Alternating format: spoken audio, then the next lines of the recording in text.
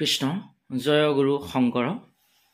মই সৰ্বপ্ৰথমে সমূহ অসমবাসী ৰাইজৰ চৰণত মই ভক্তিপূৰ্ণ সেৱা নিবেদন কৰিছোঁ। শ্ৰীমন্ত শংকৰদেৱ সংঘৰ যুৱ সংগঠন কেন্দ্ৰীয় সেৱা বাহিনীৰ মুখ্য অধিনায়কৰ তৰফৰ পৰা মই এটি বিশেষ কথা আপোনালোকলৈ আগবঢ়াব বিচাৰিছোঁ।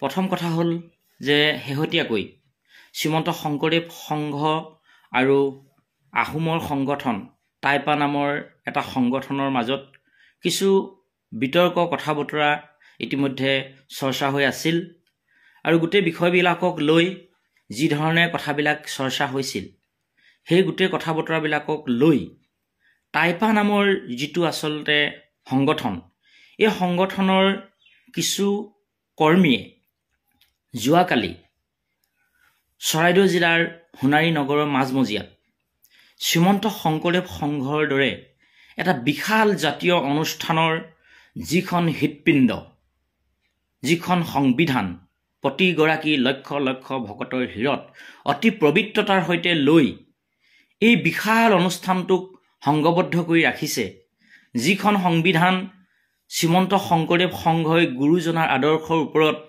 চিন্তা কৰি আদৰ্শবিলাকক সঁচা অৰ্থত শুদ্ধ সত্যৰূপত সমাজৰ মাজত যাতে আমি সকলোৱে মানি চলিব পাৰোঁ, সংঘৰ সংগীসকলে এই সংবিধানক অনুকৰণ কৰি প্ৰতিটো ক্ষেত্ৰতে গুৰুজনাৰ আদৰ্শক অগ্ৰাধিকাৰ দি প্ৰতিটো কাম আগবঢ়াই নিবৰ কাৰণে সকলোৱে সংকল্প লৈ এই সংবিধানক অতি মান্যতা প্ৰদান কৰি আহিছে।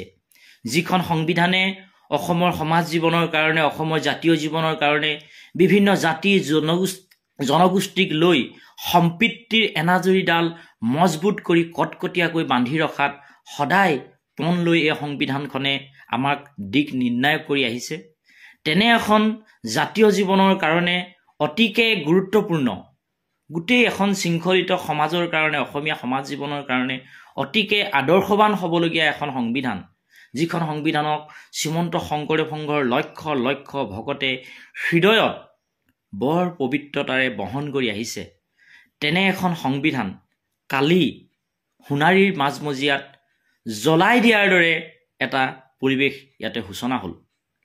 ইমান ভয়ংকৰ, ইমান অদ্ভুত, ইমান পাশবিক চিন্তা আচলতে এইসকলৰ মনলৈ কেনেকৈ আহিল? হয়, কোনোবা সংগঠনৰ ওপৰত কিবা কথা ক'বলগীয়া থাকিব পাৰে, কিবা কাৰণত তেওঁলোকে দুই এটা বক্তব্য ৰাখিছে, সেই বক্তব্যবিলাকক আমি মন কৰিছোঁ, কথা ক'ব পাৰে। কিন্তু এটা সংগঠনে আন এটা সংগঠনৰ সংবিধান জ্বলাই দিয়ালৈকে, প্ৰতীক সম্বলিত পতাকা জ্বলাই দিয়ালৈকে যিবিলাক চিন্তা কৰি এই কাৰ্য ৰূপায়ণ কৰিছে, আচলতে বৰ ভয়ংকৰ কাৰ্যসূচী ৰূপায়ণ কৰিছে। আমি বৰ দুখ পাইছোঁ, যিহেতু আমি শ্ৰীমন্ত শংকৰদেৱ সংঘৰ অনুষ্ঠানটোক বৰ বুকুত বৰ পবিত্ৰতাৰে লৈ আমি কাম কৰোঁ। আমাৰ ভকতসকল বৰ পবিত্ৰ, আমাৰ ভকতসকল বৰ সুশৃংখলিত, শ্ৰীমন্ত শংকৰদেৱ সংঘৰ ভকতসকল বৰ শান্তিপ্ৰিয়, সদায় গুৰুজনাৰ আদৰ্শত তেওঁলোকে গুৰুত্ব দি আহিছে। সংঘৰ এই ভকতসকলৰ বুকুত কিয় ইমান আঘাত দিয়া হৈছে? সংবিধানখন জ্বলাই দিয়া যিটো পৰিৱেশ, এয়া কেতিয়াও কোনো এগৰাকী কিন্তু ভকতে সহজভাৱে ল'ব পৰা নাই আৰু নলয়। আমাৰ অসমৰ বিভিন্ন ঠাইৰ পৰা আমালৈ ফোন আহিছে, আমাক যোগাযোগ কৰিছে, সকলোৱে আজি শোকত ম্ৰিয়মান হৈ পৰিছে, হাহাকাৰ কৰিছে। ভকতসকলে বিনিদ্ৰ ৰজনী কটাইছে, উৰে নিশা শুব পৰা নাই, চাৰিওপিনে কেৱল মাত্ৰ দুখ আৰু দুখ। এই যে ইমান লক্ষ লক্ষ ভকতক ইমান আঘাত, ইমান দুখ দিয়া অধিকাৰ তেওঁলোকে কেনেকৈ পালে? যিখন সংবিধানত মহাপুৰুষ শ্ৰীমন্ত শংকৰদেৱ গুৰুজনাৰ নাম সন্নিৱিষ্ট হৈ আছে, এবাৰ হ'লেও তেওঁলোকৰ বুকু কপি নুঠিল নে বাৰু? এবাৰ হ'লেও তেওঁলোকৰ হাতবিলাক কপি নুঠিল নে বাৰু? কিয় ইমান অমানৱীয় কাম কৰিবলৈ তেওঁলোক উদ্যত হ'ল? সংগঠন এটাৰ মনৰ কথা ক'বলৈ গৈ ইমান পাশবিক চিন্তা কেনেকৈ তেওঁলোকে কৰিব পাৰিলে? গতিকে আমি বৰ দুখ পাইছোঁ। শ্ৰীমন্ত শংকৰদেৱ সংঘৰ 4 লাখ সেৱক সেৱিকাই আজি কিন্তু বৰ আৱেগিক হৈ উঠিছে, সকলো পিনৰ পৰা কিন্তু হাহাকাৰ কৰিছে। প্ৰতিগৰাকী সেৱক সেৱিকাৰ অন্তৰৰ কথাখিনি আজি মই এই ভিডিঅ'ৰ জৰিয়তে সমগ্ৰ অসমবাসী ৰাইজক ক'ব বিচাৰিছোঁ।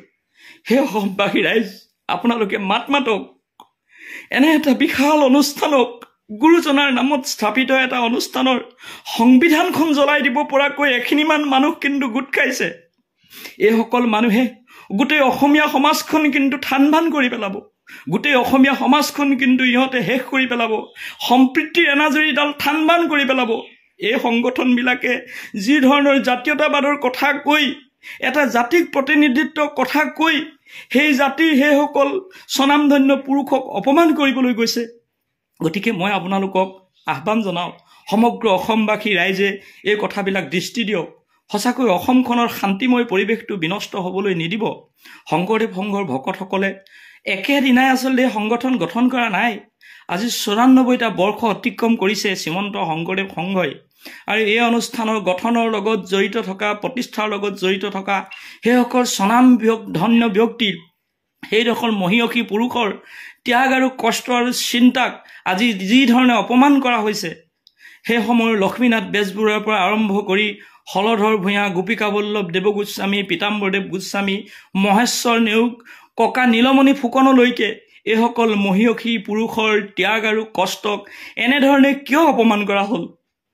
প্ৰতিগৰাকী অসমীয়া মানুহে আজি জাগ্ৰত হওক। প্ৰতিগৰাকী অসমীয়া মানুহে আজি এই কথা বতৰাবিলাক মন দিয়ক। মই অসমৰ মাননীয় মুখ্যমন্ত্ৰী ডাঙৰীয়াক আজি এই ভিডিঅ'ৰ জৰিয়তে কাটৰেৰে মই আহ্বান জনাইছোঁ, সন্মানীয় মুখ্যমন্ত্ৰী ডাঙৰীয়া, আজি অসমখনত আপুনি শান্তিময় পৰিৱেশ দিবৰ কাৰণে সঁচাকৈ বহুত কাৰ্যপন্থা লৈছে। আপুনি প্ৰতিটো জাতি জনগোষ্ঠীক অতি সুন্দৰভাৱে এটা মৰ্যাদাপূৰ্ণভাৱে আগবঢ়াই নিবৰ কাৰণে বহু কাৰ্যসূচী ৰূপায়ণ কৰিছে। শ্ৰীমন্ত শংকৰদেৱ সংঘই যি ধৰণৰ কাৰ্যপন্থা হাতত লৈছে, এই কথা বতৰাবিলাক আপুনি সময়ে সময়ে অতি সগৌৰৱেৰে অসমীয়া সমাজলৈ প্ৰশংসাসূচকভাৱে বক্তব্য আগবঢ়াই আহিছে। আজি শ্ৰীমন্ত শংকৰদেৱ সংঘৰ এই সংবিধানখন জ্বলাই দিবৰ কাৰণে যিখিনি মানুহ জড়িত হ'ল, এই মানুহখিনিক কঠোৰৰ পৰা কঠোৰতম শাস্তি বিহি প্ৰতিজন অসমীয়া মানুহৰ বুকুত জ্বলি থকা এই দপদপকৈ যি কুৰাত জুই জ্বলিছে, যি কুৰাত তেওঁলোকে অশান্তি পাইছে, এই অশান্তিবিলাক আপোনাৰ জৰিয়তে নাইকিয়া কৰি উপযুক্তভাৱে শাস্তি প্ৰদান কৰক। এটা কথা মন কৰিব, এইখন অসমৰ বুকুত সদৌ অসম ছাত্ৰ সন্থা প্ৰতিজন অসমীয়া মানুহক খুব শ্ৰদ্ধা কৰা এটা সংগঠন আৰু অসমীয়া মানুহৰ হৃদপিণ্ড। এই সদৌ অসম ছাত্ৰ সন্থাৰ যেতিয়া চিলাপথাৰত আজি কিছু বছৰ পূৰ্বে যেতিয়া তেওঁ আমাৰ শ্বহীদ বেদী আক্ৰমণ কৰা হৈছিল কিছু দুৰ্বৃত্তৰ জৰিয়তে, তেতিয়া গোটেই অসমীয়া মানুহ জাগ্ৰত হৈ উঠিছিল। সেই সময়ত সকলোৱে কৈছিল, এয়া যে অসমীয়া মানুহৰ বিবেকত আচলতে আঘাত কৰিছে, অসমীয়া মানুহৰ স্বাভিমানত আঘাত কৰিছে, অসমীয়া মানুহৰ ব্ৰহ্মতালত আঘাত কৰিছে। তেনেধৰণৰ পৰিৱেশ কিন্তু এইবাৰ সোণাৰীত কিন্তু শ্ৰীমন্ত শংকৰদেৱ সংঘৰ সংবিধানখন দাহ কৰি টাইপা নামৰ সংগঠনৰ সেইসকল কৰ্মীয়ে কিন্তু পুনৰাবৃত্তি কৰিছে। গতিকে মই সকলোকে, প্ৰতিটো জাতি জনগোষ্ঠী, প্ৰতিটো জাতীয়তাবাদী সংগঠনক এই বিষয়বিলাকত মাত দিবৰ কাৰণে মই অনুৰোধ জনাইছোঁ। আৰু মই এটা কথা কওঁ, আমি প্ৰত্যেকেই নিজৰ ভাতৃ নহয় জানো? আমাৰ মাজত কেতিয়াবা কথা ক'ৰবাত অমিল হ'ব পাৰে। এই কথা বতৰাবিলাক আমি নিশ্চিতভাৱে আলোচনাৰ মাধ্যমেৰে আমি কিছু পৰিৱেশ আনিবলৈ সকলোৱে চেষ্টা চলাব লাগিব। কিন্তু ইটো সংগঠনে সিটো সংগঠনৰ যদি এনেধৰণৰ সংবিধান জ্বলাই দিয়া পৰিৱেশ হয়, এনেধৰণে পতাকা জ্বলাই দিয়া, এনেধৰণৰ প্ৰতীক জ্বলাই দিয়া যদি পৰিৱেশ সূচনা হয়, সঁচাকৈ আমি আচলতে ক'ৰ পৰা ক'লৈ যাবলৈ ওলাইছোঁ? আমাৰ লক্ষ্যবিলাক কি? আমাৰ উদ্দেশ্যবিলাক কি? আমি সঁচাকৈ শান্তি বিচাৰিছোঁনে? আমি সঁচাকৈ জাতিটোক এনেধৰণে ঐক্যবদ্ধ কৰিব বিচাৰিছোঁনে? গতিকে সেইসকল মই সদস্যক, সেইসকলৰ নেতাক মই ক'ব বিচাৰিছোঁ, আপোনালোকে এনেধৰণে উচতনি দি এখিনি মানুহক বিপথে পৰিচালিত নকৰিব। আপোনালোকে মন কৰক, উজনি অসমৰ কথা কৈ থকা হৈছে। উজনি অসমত শ্ৰীমন্ত শংকৰদেৱ সংঘৰ যিমানবিলাক সংগী ভকত আছে, তাৰ 90% ভকতেই কিন্তু আহোম সম্প্ৰদায়ৰ। এই যে 90% আহোম সম্প্ৰদায়ৰ ভকতক আপোনালোকে অন্তৰত কিয় আঘাত দিছে? আপোনালোকে কিয় বাৰম্বাৰ এই মানুহবিলাকৰ আৱেগক বুজিবলৈ চেষ্টা কৰা নাই? সকলোৱে গুৰুজনাৰ আদৰ্শত বিশ্বাস কৰি এই অনুষ্ঠানটোৰ সংগী হৈছে। গতিকে মই যুৱ সংগঠনটোৰ এজন মুৰব্বী হিচাপে মই পুনৰবাৰ টাইপাৰ সেইসকল সদস্যক মই অনুৰোধ জনাম, আপোনালোকে কিন্তু সঁচাকৈ বৰ ডাঙৰ ভুল কৰিছে। আপোনালোকে কিন্তু ব্ৰহ্মতালত আঘাত কৰিছে শ্ৰীমন্ত শংকৰদেৱ সংঘৰ। আমাৰ ভকতসকলৰ এই সহিষ্ণুতাক আপোনালোকে দুৰ্বলতা বুলি নল'ব।